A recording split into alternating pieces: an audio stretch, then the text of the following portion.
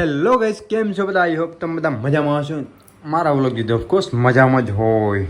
Finally તો આપણે નાહી ધોઈને તૈયાર થઈ ગયા અને વ્લોગ આપણે ખબર ને બહુ લેટ બને, ક્યારેક બને ક્યારેક નહીં બનતા, એવું બધું કામકાજ છે.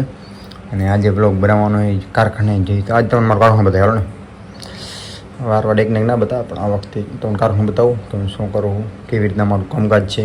તો આજે તમને ફાઇનલી કારખાનું બતાવીશ અને વચ્ચે હું તમને જઈ બતાવીશ કે હું શેમાં જાઉં, કેવી રીતના હું અપડાઉન કરું, ડેલી ઘરે આવીને ડેલી આવું. તો બસ તૈયાર થઈ ગયા, ચાય પાણી પીવાઈ ગયા અને હવે જવાનું થાય છે આપણે કારખાને.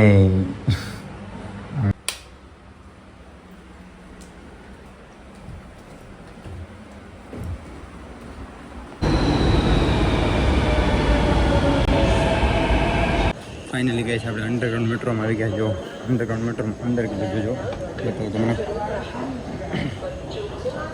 કેટલા 5 થી 6 ફ્લોર નીચે છે.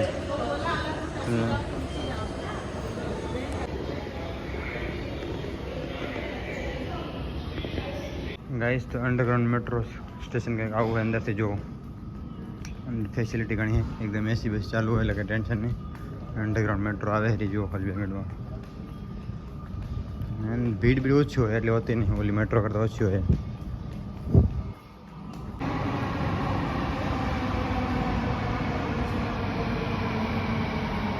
લાસ્ટ સ્ટેશન આવી છે.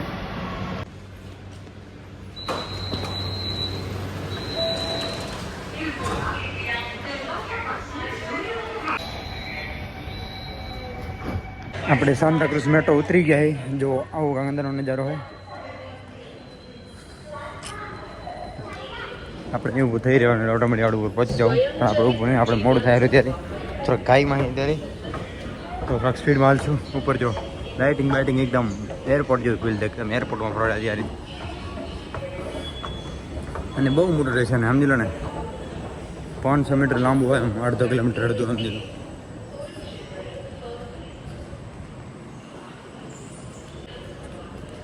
ફાઇનલ કારખાને આવી ગયા છે. જો એસી બેસી ફૂલ કરી નાખીએ અને દિયાબત થઈ ગઈ. તો આવી ગયા એ અમારા શેઠ બેઠા. જો અશ્વિનભાઈ અમારા શેઠ. શું કહો શેઠ માણા?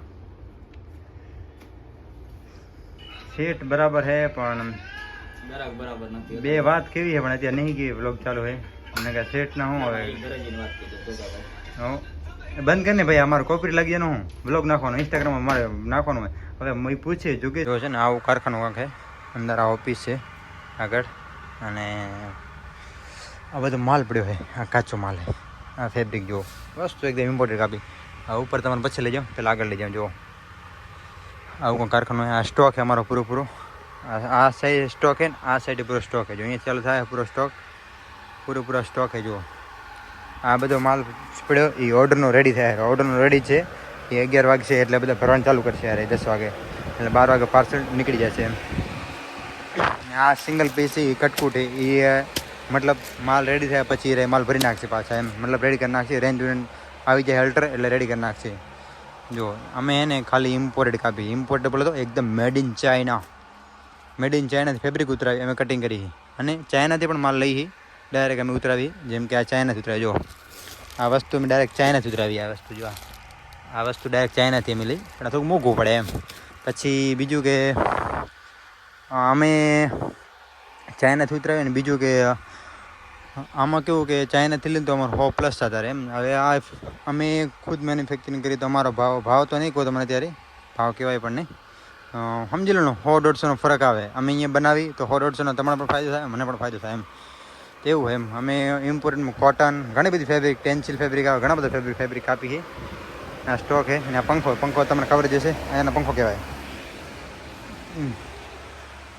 હે તો કિચન. પણ આમાં એની શું કર્યું છે, આમ જેને પંખા પડ્યા જો આમાં ખાલી ભક્કું રાખ્યા. ભક્કું બોલે તો આ ગોણિયું આપણે દેહમાં ગોણી ગયું, ગોણિયું. તો અહીંયા આ જો લૂપી કપાઈ રહી. આ કોટન છે, ઇમ્પોર્ટેડ કોટન. એકદમ જાડું ફેબ્રિક આવે, એકદમ જાડું બોલે તો એકદમ જાડું ફેબ્રિક. વસ્તુ એકદમ ઇમ્પોર્ટેડ આવે. જુઓ લૂપી કપાઈ રહી, વસ્તુ એકદમ ઇમ્પોર્ટેડ આવે.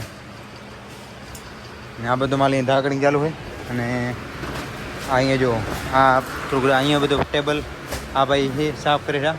જો એકદમ આપણે ને આપણા કસ્ટમરને આપણે એને એકદમ ઇમ્પોર્ટન્ટ વસ્તુ જેમ કે અહીંયા પ્રેસ છે, હજી 2 પ્રેસ છે, સોમવાર નાખવાની છે, પ્રેસ ચાલુ જો અહીંયા આ 2 પ્રેસ છે ને કોટનનો માલ થાય રહ્યો. ઓકે પેરમાં આવી ગયો, સોરી. જો આવું બધું કામકાજ છે અમારું. આ ફિનિશિંગ છે, અહીંયા વચ્ચે થાય ધાગા કટિંગ, જે અહીંયા આ થાય એ બધું ધાગા કટિંગ, અહીંયા ધાગા કટિંગ થાય અને જે પણ હોય બધું અહીંયા કામ થાય. બાકી વોશિંગમાં જ માલ આવે, અહીંયા વોશિંગનો માલ રખાય. કોટનનો માલ આવે એટલે વોશિંગ પણ કરવો પડે, એટલે વોશિંગવાળો હોય. અને ઇમ્પોર્ટેડ આવે, ઇમ્પોર્ટેડ એકદમ ઇમ્પોર્ટેડ થેલીમાં આવે, સમજી લો ને. બાકી તમે જુઓ જ છો આ આપણું કંઈક નજારો હોય. આ ઇમ્પોર્ટેડ આપણે ને એકદમ ઇમ્પોર્ટેડ વસ્તુ આપણે કંઈ મળી જશે એમ. પણ આપણે ને આપણા માલમાં તમને કેવું નહીં પડે કાંઈ એમ વસ્તુ એકદમ. હવે તમે લઈ જાઓ ઉપર ઉભા રહો. જો આના શું કહેવાય, આ માલ રેડી થવાનો આમાંથી. આ લઈ જશે મતલબ માલ બનવા જશે આમાંથી. કટિંગ બાજુમાં જ ગાલો છે, 3-4 કારખાના મૂકીને ત્યાં આ માલ બનશે. હવે સમજી લો માલ રેડી થઈ ગયો, કટિંગ થઈ ગયું છે.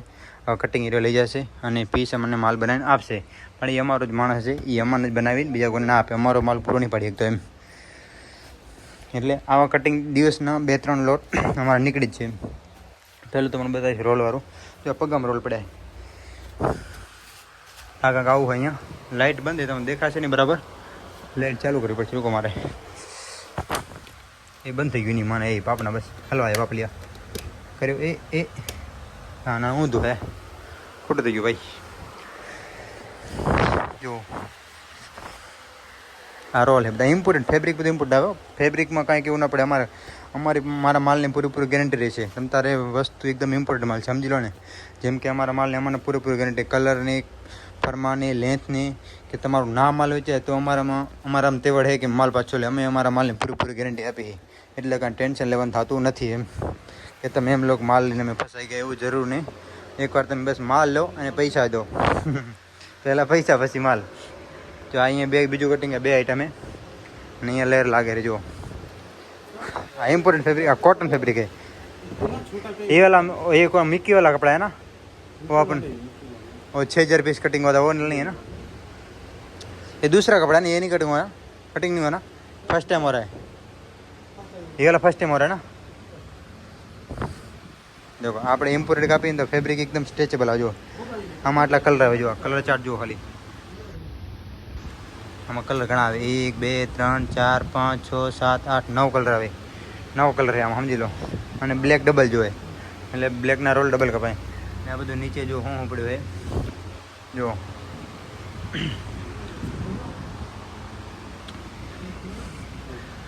આપણે એને એકદમ ઇમ્પોર્ટન્ટ કાપી, ડેનિયમ કાપતા નથી એટલે ડેનિયમ કપાશે પણ લાગશે વાર પણ આવશે મજા. સમજ્યા કે નહીં?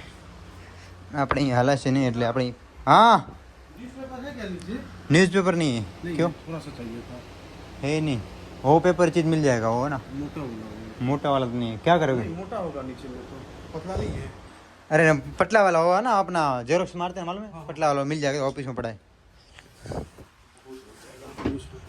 તો ગાઈસ આવો કાંક અમારું કારખાનું હોય. એટલે જો મારા કસ્ટમર હોય, લેડીઝનું કામ હોય, અમારે ઓનલી પાસે લેડીઝનું જ કાપ્યો, બીજું કાંઈ અમે નથી એમ. ઓનલી લેડીઝ અને એ પણ બોટમ.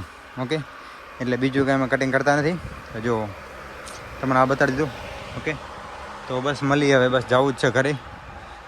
ઘરે જાઉં એટલે મેં હવાનો વ્લોગ બનાવ્યો નહોતો, હું કીધું બતાવી દઉં એકવાર. તો ગાઈસ આ છે અમારી ઓફિસ. જે પણ થાય બધું અહીંયા કામ થાય.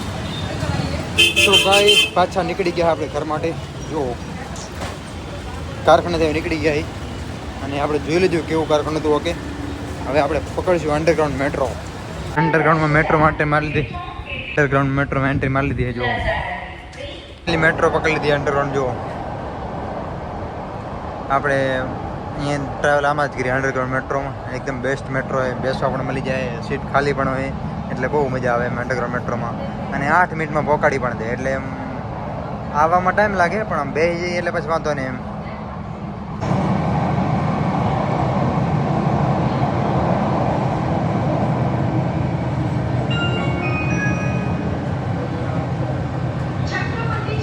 લે પૂછે કેટલી જો ખાલી જ્યાં સુધી નજર પોકે ત્યાં સુધી જવાનું ઉપર. ઘણી ઊંચી યાર, સમજી લો ને, 5 થી 6 ફ્લોર ઉપર હે. 6 ફ્લોર તો પકડીને હાલો. આમ ત્યાં ટાઈમ લાગી હાલો. અંડરગ્રાઉન્ડ મેટ્રો અંદર છે ને એટલે આમ ઘણું ઊંચું. હવે આપણે આમાં આવ્યા હજી આના ઉપર જવા માટે એમ 2 ફ્લોર ઉપર જવા પડશે. હજી ઉપર હજી લિફ્ટ આવે એમાં જવું પડશે હજી આપણે.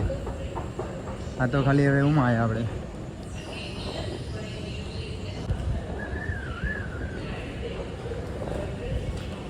તો આમાં આવીને હજી આપણે ઉપર જવાનું. આ ટિકિટ આમાં નાખી દીધી. ખાલી હજી આ એક લિફ્ટ જો તમે બધા ખાલી જો જ્યારે જો અહીંયા આટલું ચડ્યા. હું તો 4 ફ્લોર ચડ્યા અલગ.